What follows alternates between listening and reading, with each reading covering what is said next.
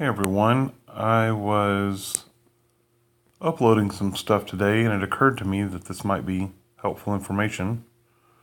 So I'm going to walk you through how I'm using my phone as a marketing device. Now what I'm doing right this minute is not directly marketing, it's more indirect. I'm doing this for my personal blog. I go out and listen to live music in Austin, Texas. And when I do, if I like it, I'm going to record some of it. And what I do is I record individual songs.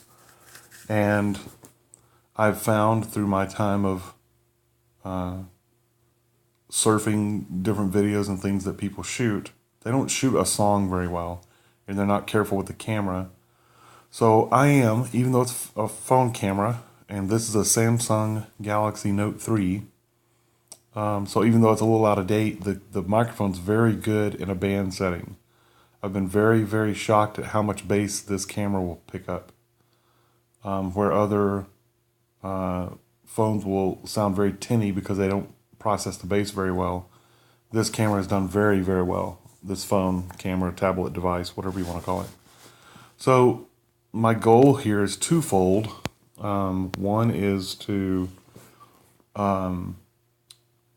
promote my blog, have more interesting stuff on my blog, build my YouTube channel, so I guess it's threefold. So I embed the YouTube videos onto my web pages, and I've got tutorials on how to do that and how to set it up correctly. So I have tutorials for that, but I embed it on my WordPress page, and then I'm going to share it. Now when I share it, I'm really careful to go follow the bands on Facebook and Twitter and Instagram. Of course, Instagram you can't share a video. But I will make sure they know about it. And it becomes a promotion tool for them and for me. So by me, I've done this with Jason Roberts. If you follow any of my channels, you've probably seen the Jason Roberts Band tag me on tweets, which is kind of the intention from the get-go. There's not very many bands do that. And so... So this is how you do it. You go to the video. Obviously, if you've done anything, you probably know how to do this. Share button right up here. Right here. Now, it's going to bring up all these options. Now, because I've already been sharing today, YouTube populates at the top. But this is all alphabetical. So that means that if you if you have not chosen YouTube recently, YouTube's going to be all the way down at the bottom. So I'm going to choose YouTube. It's going to go over. I'm going to go ahead and tap for my keyboard to come up, but I've actually already typed their name in before, and I copied it, so it's always there. Now I think I'm on 6 or 7. I'm just going to guess. I'm going to guess 7 because I think I already did 6.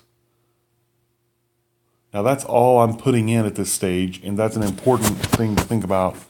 I'm going to do all my markup and my optimizing of the video on desktop because it's a lot easier to use the keyboard on it.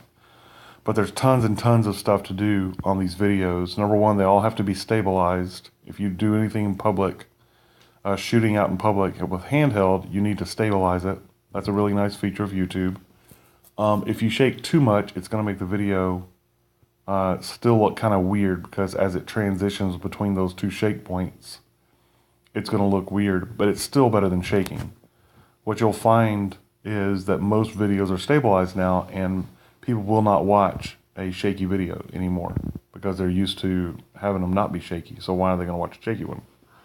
So I'm going to go ahead and hit play, send here. And you're going to see a list of videos come up. Yeah, so I was already on 7. So you can see 1 through 7 are queued. And so now this will save you a little bit of time. Your kind of home button, the button you use to go to your home screen, if you push that down and hold it, it brings up this list of everything you've been using. Now if I press camera, it's going to go right back to the screen that I was on.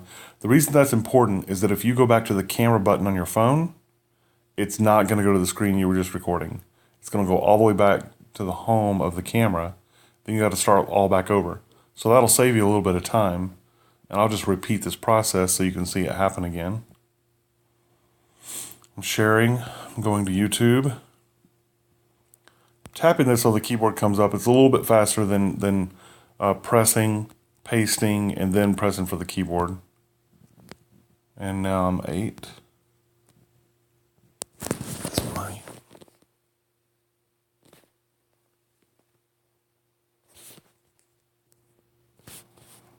All right, so that's the whole process right there. Hope that helps.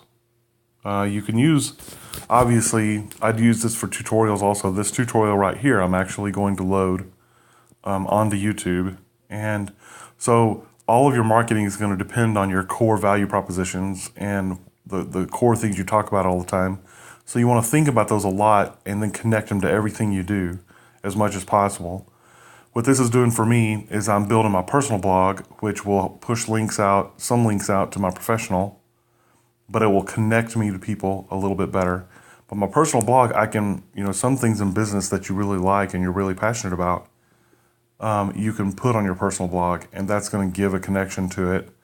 It really builds brand equity in the local area, generally where you're at, because everybody knows you by face, and so that gives you, again, brand equity. So that's how you can use a device like your phone or a tablet. Really, your phone is better to really be very powerful for you. Face-to-face interviews are really good. Put those things on YouTube. Throw them up on your website. Keyword optimize the text. Make sure you have 500 words of text on every page that you put these videos on. And I've got some ninja tips and tricks that I've got in another tutorial. You can watch that, and hope you like it. Hope it helps.